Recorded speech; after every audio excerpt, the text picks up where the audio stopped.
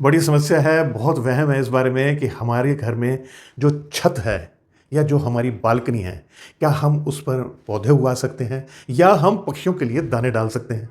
देखिए, मेरी एक वीडियो पहले भी थी जिसमें मैंने पक्षियों को दाना डालने के लिए कुछ उपाय बताए थे। अपने सभी ग्रहों को सही करने के लिए मैंने 7 अनाज के लिए उपाय बताए थे और उसमें मुझे बहुत ज़्यादा आप लोगों के कमेंट्स आए कि हम अपनी छत पर डाल सकते हैं। और मैंने वैसे तो मना ही किया है, क्योंकि उतने कमेंट्स के अंदर इतनी लंबी बात नहीं करी जा सकती थी। लेकिन मैं ये देख रहा हूँ कि ये प्रश्न बार-बार मेरे सामने आ रहे हैं, तो आज मेरा मन किया कि मैं आपके सम्मुख आऊँ और आपको बताऊँ कि क्या करना चाहिए, क्या नहीं करना चाहिए। देखिए, ये मेरे अपने निजी विचार हैं, किसी का कुछ भी इसमें मानना हो, मैं थोड़ा लॉजिक्स के ऊपर भी चलता हूँ।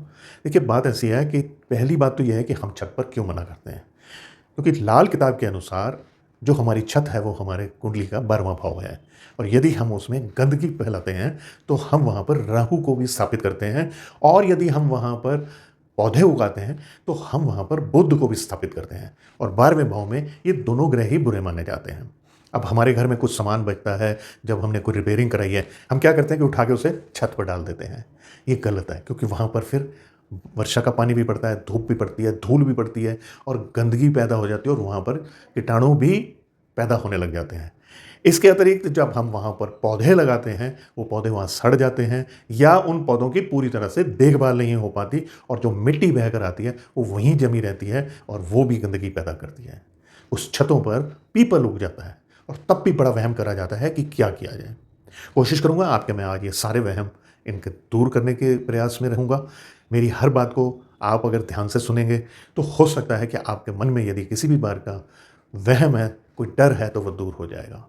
बहुत लोगों के घर मैंने ऐसे देखे हैं, बहुत संपन्न परिवारों के घर देखे हैं, जिनके छत पर टेरेस गार्डन बने हुए हैं, बहुत सुंदर-सुंदर से उन्होंने बाग बनाए हुए हैं और खूब पौधे लगाए हुए हैं। यहाँ तक कि मैंने ऐसे भी देखे हैं जिन्होंने अपने घर की छत पर सब्जियाँ तक उगाई हुई हैं। छोटे प्रकार की जितनी भी सब्जियाँ हैं, अक्सर मैंने देखा है जिन लोगों ने टेरेस गार्डन बनाए हैं, उन्होंने एक पोर्शन में ये भी काम किया होता है। देखिए, यदि आप उस जगह को साफ रखते हैं, चाहे वहाँ आप गमले रखें, चाहे आप पौधे लगाएँ, चाहे आप पक्षियों को दाना डालें, और ये बहुत अच्छी बात है कि आप नियमित तौर पर पक्षियों को दाना डालते रहें। अब पक्षी वहाँ आएँगे तो बीट ज़रूर करेंगे। प्रॉब्लम ये है कि उस बीट से बदबू उठती है, और दूसरी बात ये है कि वहाँ कुछ कीटाणु पनपते हैं। एक पानी ज़रूर रखिए उनके लिए, क्योंकि पक्षियों को दाना खाने के बाद प्यास ज़रूर लगती है। अब ये कार्य आप नियमित तौर पे करिए। सावधानी सिर्फ इतनी ले लीजिए कि आपने उस छत को साफ रखना है पूरी तरह से। जब भी पक्षी दाने खा के चले जाएँ, आप वो जगह साफ कर दीजिए। उसके बाद में किसी भी प्रकार का वहम करना मेरे हिसाब से तो निरर्थक है, क्योंकि इसकी कोई ऐसी बड़ी बात होती नहीं है, और यही बात आपकी बालकनी में भी लागू होती है। अब बालकनी में पक्षियों को अगर दाना डालने के लिए मना किया जाता है, तो उसके पीछे एक सबसे बड़ा कारण ये है कि अक्सर कबूतर आ जाते हैं वहाँ पे, और जब कबूतर वहाँ आते हैं तो वो अपना घर भी बना लेते हैं।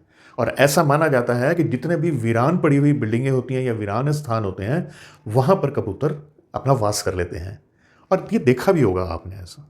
यदि आप दाना उनको डालते हैं, जब वो दाना खा जाएँ, उसके बाद उस जगह को पूर्णतः साफ कर दीजिए, कबूतर नहीं आएँगे। और यदि आकर वो घोंसला बनाने लगें, तो उससे पहले ही उन्हें ना बनाने देना।